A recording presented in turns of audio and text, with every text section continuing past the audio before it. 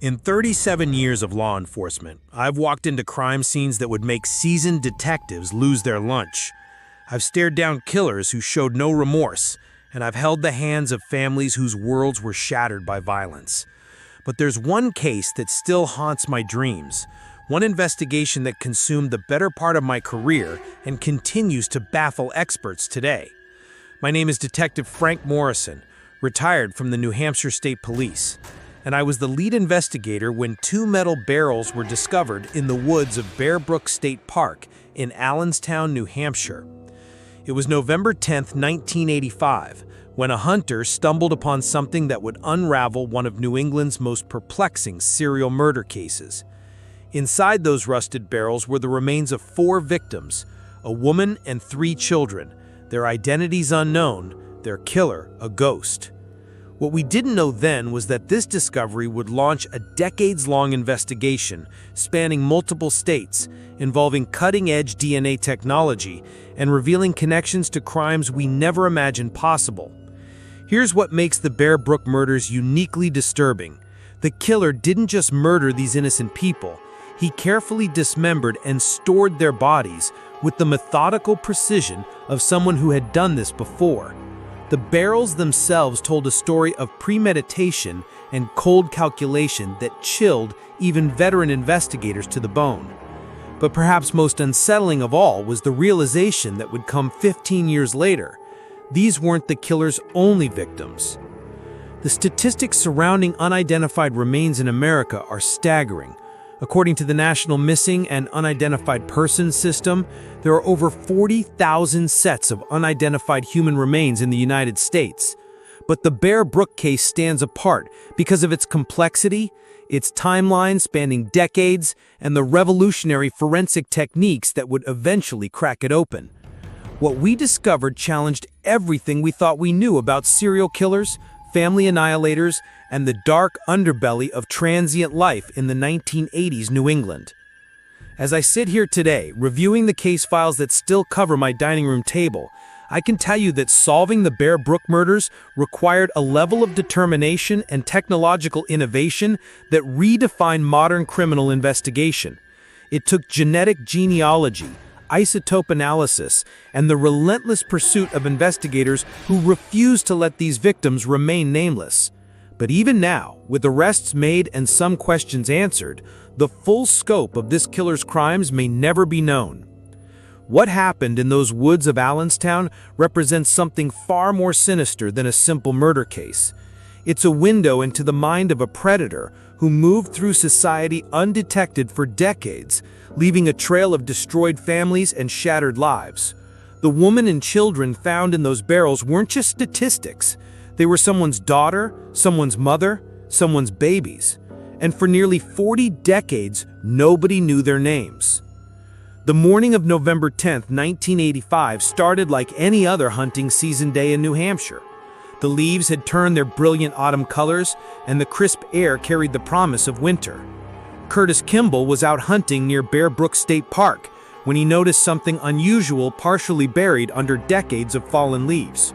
What he initially thought might be a discarded oil drum turned out to be something far more sinister. When I arrived at the scene that afternoon, the first thing that struck me was the isolation. Bear Brook State Park, while popular with hikers and campers, had areas so remote that someone could work undisturbed for hours. The barrel had been placed in a depression about 50 yards from the nearest trail, carefully concealed but not so deep that it wouldn't eventually be found. That detail has always bothered me. Was the killer sloppy, or did he want the bodies discovered? The first barrel contained the remains of an adult woman and a young girl, both appearing to have been there for several years. The condition of the remains and the advanced decomposition made immediate identification impossible, but certain details were immediately apparent. The killer had taken great care in how he disposed of these bodies, using heavy-duty plastic bags and what appeared to be commercial-grade metal barrels. This wasn't a crime of passion. This was methodical, planned, and executed with disturbing precision. Dr. Henry Ryan, the state medical examiner at the time, conducted the initial autopsy. What he found painted a picture of extreme violence. The woman, estimated to be between 23 and 33 years old, had suffered blunt force trauma to the head. The child, believed to be between 5 and 11 years old, showed signs of similar injuries. But it was what we found 3 days later that truly shocked us. A second barrel, discovered just yards from the first, contained the remains of 2 more children. Both appeared to be very young, one between 1 and 3 years old, the other between 2 and 4 years old. The same methodical disposal method, the same careful wrapping, the same calculated concealment. We were dealing with someone who had murdered what appeared to be an entire family, and he had the knowledge and tools to dispose of 4 bodies with the efficiency of a professional. The investigation that followed consumed my life for the next several years. We started with the basics: missing persons reports, dental records, and any physical evidence that might give us a clue about the victims or their killer. The woman had distinctive dental work that we hoped would lead to identification. But despite sending her dental records to agencies across the country, we came up empty, as if these people had never existed in any official capacity. What frustrated me most was the lack of personal effects. Whoever killed these people had been thorough in removing anything that would identify them. No jewelry, no clothing with labels, no coins or personal items that might give us a clue about their lives. The killer had stripped away not just their lives, but their identities as well. The forensic analysis of the barrels themselves provided some leads. They were a specific type used in industrial applications, manufactured by a company that supplied businesses throughout New England. We tracked down dozens of businesses that use similar barrels, interviewed hundreds of employees, and followed countless leads that ultimately led nowhere. The killer had chosen his disposal method carefully, using materials that were common enough to avoid detection, but sturdy enough to contain decomposing remains for years. Before I continue with the details of this investigation, I need to pause and tell you something important. If you're finding this case as compelling as I did during those long years of investigation, you need to subscribe to this channel and hit that notification bell. The Bear Brook murders represent just one piece of a much larger puzzle of unsolved cases throughout New England, and we'll be covering more of these forgotten crimes in upcoming episodes.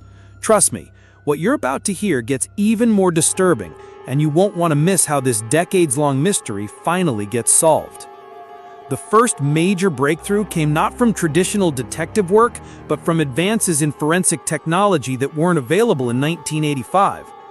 In the late 1990s, DNA analysis had progressed to the point where we could extract usable genetic material from the remains, even after more than a decade. What we discovered changed everything we thought we knew about the case. The DNA results revealed that while the adult woman and one of the children were related, likely mother and daughter, the other 2 children were not biologically connected to them or to each other. This meant we weren't dealing with a family annihilator who had murdered his own relatives. Instead, we had a killer who had somehow gained control over multiple victims from different families, possibly over an extended period of time. This revelation opened up entirely new avenues of investigation. We began looking at transient communities, custody disputes, and situations where someone might have access to multiple families with children. The profile of our killer shifted from a domestic violence perpetrator to something far more complex and disturbing, possibly a serial killer who targeted vulnerable families or single mothers with children. In 2000, 15 years after the first discovery, another barrel was found in the same area of Bear Brook State Park. This time it was found by investigators conducting a more thorough search of the area, using ground-penetrating radar and other advanced techniques. The third barrel contained the remains of another adult woman, and once again, the same methodical disposal method had been used. The discovery of the second adult victim confirmed what we had begun to suspect. We were dealing with a serial killer who had used this location multiple times over several years.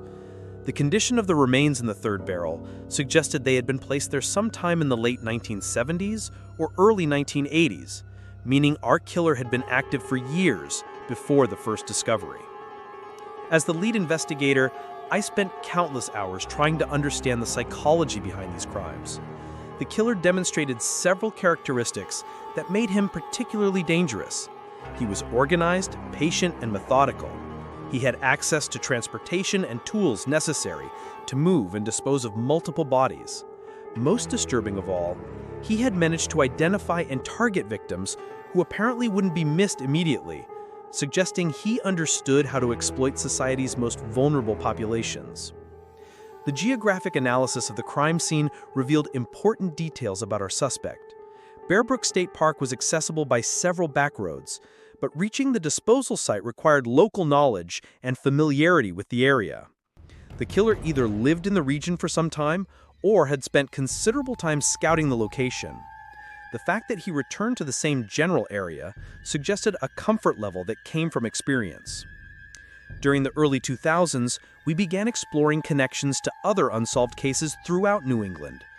The methodical nature of the Bear Brook murders, combined with the killer's apparent ability to target multiple victims without detection, suggested he might be responsible for other disappearances.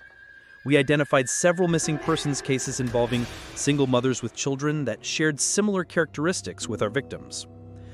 One case that particularly caught our attention involved a woman named Marlise Honeychurch and her two daughters, Marie and Sarah, who had disappeared from the Manchester, New Hampshire area in the late 1970s.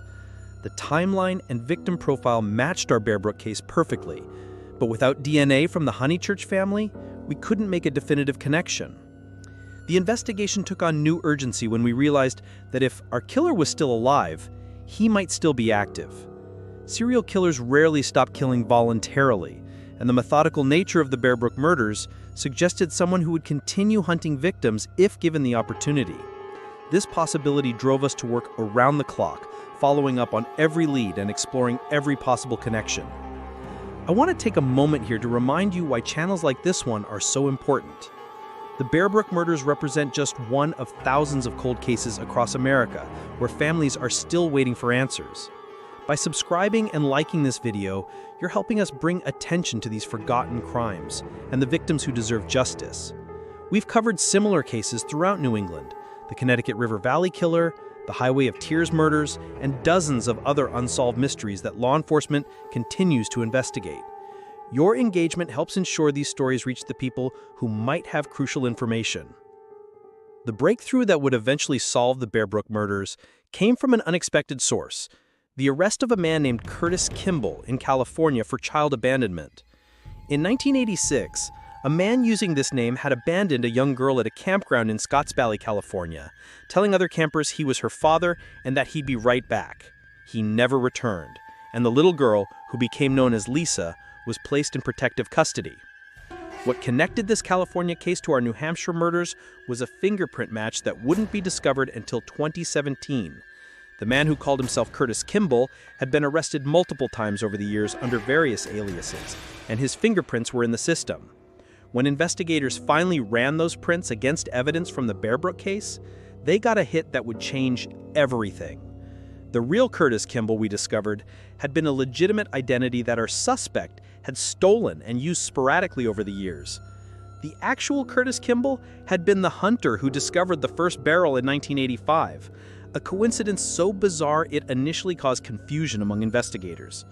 Our killer had been using the real Curtis Kimball's name as one of his many aliases, and had somehow learned enough about him to maintain the false identity when necessary. As we dug deeper into the suspect's background, a pattern emerged that was both fascinating and horrifying. He had lived throughout New England and California, moving frequently and using multiple identities. He targeted vulnerable women, often single mothers with limited family connections, who wouldn't be missed immediately. He was charming and manipulative, able to gain their trust and integrate himself into their lives before ultimately destroying them. The isotope analysis of the victim's teeth provided crucial information about where they had lived during their childhood. This scientific technique, which wasn't available during the original investigation, analyzes the chemical composition of tooth enamel to determine the geographic region where someone spent their early years. The results showed that our victims had lived in various parts of the country, supporting the theory that our killer was highly mobile and had been active across multiple states. Through genetic genealogy, a technique that combines DNA analysis with traditional genealogical research, investigators were finally able to identify some of the victims. Marley's Honeychurch and her daughter Marie were confirmed to be among the remains found in the first barrel.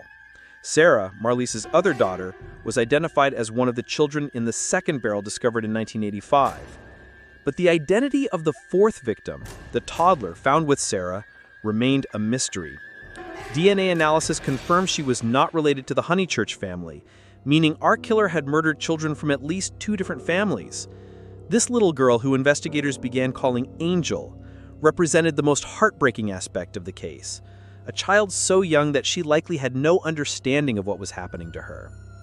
The investigation revealed that our suspect had lived with Marley's Honeychurch for a period in the late 1970s, presenting himself as a loving partner and potential stepfather. Witnesses described him as charming but controlling, gradually isolating Marley's from her friends and family. When the family disappeared, those who knew them assumed they had simply moved away, exactly what the killer had been counting on. The psychological profile that emerged painted a picture of a sophisticated predator who understood how to exploit the social conditions of the late 1970s and early 1980s. This was an era before missing persons databases, before widespread DNA analysis, and before the kind of interstate law enforcement cooperation that exists today. Our killer had operated in a perfect storm of limited technology and jurisdictional boundaries that allowed him to move freely and dispose of evidence with little fear of detection. The connection to the California case opened up entirely new avenues of investigation. If our killer had been active on the West Coast in the 1980s, there might be other victims we hadn't identified. Law enforcement agencies in California, Nevada, and other western states began reviewing their cold cases for similarities to the Bear Brook murders. As we near the end of this investigation, I want to ask you something that's been on my mind throughout this case. How many people do you think could disappear from their own community without anyone noticing immediately? The Bear Brook murders succeeded partly because the killer understood how to target society's most vulnerable members, people who were isolated, transient, or estranged from family support systems. I'd love to hear your thoughts in the comments below. Have you ever encountered someone who seemed to have no past, no family connections, no long-term relationships? What red flags should we all be watching for? And please share this video with others who might find it compelling. You never know who might have information that could help solve other related cases. The final pieces of the puzzle came together through a combination of advanced DNA analysis, genetic genealogy, and old-fashioned detective work. The man we now know was responsible for the Bear Brook murders had used at least 5 different identities over the years: Curtis Kimball, Gordon Jensen, Larry Vanner, Bob Evans, and his real name, Terry Padur Rasmussen. Rasmussen was born in Denver, Colorado in 1943, and had spent most of his adult life moving between California and New England. He had been married multiple times, had fathered several children, and had left a trail of abandoned families and suspicious disappearances wherever he went. The scope of his crimes was far broader than we had initially imagined. In 2017, Rasmussen was finally charged with the Bear Brook murders, but justice would prove elusive. He had died in prison in California in 2010, serving time for the murder of his wife under one of his aliases. He had taken his secrets to the grave, leaving investigators to piece together the full extent of his crimes through forensic evidence and witness testimony. The identification of Angel, the 4th victim found in the Bear Brook barrels, required an unprecedented effort in genetic genealogy. Using DNA extracted from her remains, investigators worked with genetic genealogists to build family trees going back several generations. The process took years and involved collaboration between law enforcement agencies, private genealogy companies, and volunteer researchers. In 2019, Angel was finally identified as Dawn Bodin, the daughter of Denise Bodin, a woman who had disappeared from Manchester, New Hampshire in 1981. Denise had been in a relationship with Rasmussen under one of his aliases, and she had vanished along with her 6-month-old daughter. The discovery that Dawn had been murdered as a toddler while her mother remained missing opened up yet another chapter in this already complex case. The investigation into Rasmussen's crimes revealed a pattern of behavior that spanned decades and multiple states. He would establish relationships with vulnerable women, often single mothers with young children. He would isolate them from their support systems, gain control over their lives, and then, for reasons we may never fully understand, he would kill them and dispose of their bodies with methodical precision. The Bear Brook case revolutionized the use of genetic genealogy in criminal investigations. The techniques developed to identify the victims and track down their killer have since been applied to hundreds of other cold cases across the country. What started as a local murder investigation became a landmark case that changed how law enforcement approaches unidentified remains and long-dormant investigations. As I close the files on the Bear Brook murders for what I hope is the last time, I'm struck by both how far we've come and how much we still don't know.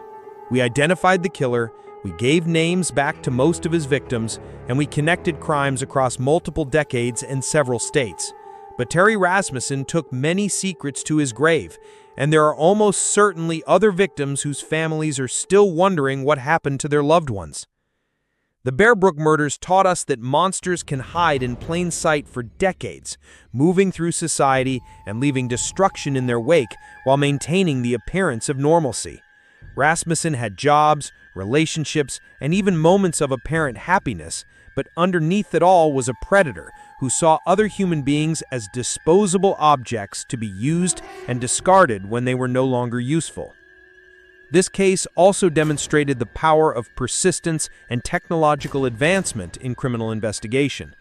The victims found in those barrels in 1985 might have remained nameless forever, if not for the dedication of investigators who refused to give up and the development of forensic techniques that seemed like science fiction when I first walked into that crime scene in Allenstown, New Hampshire.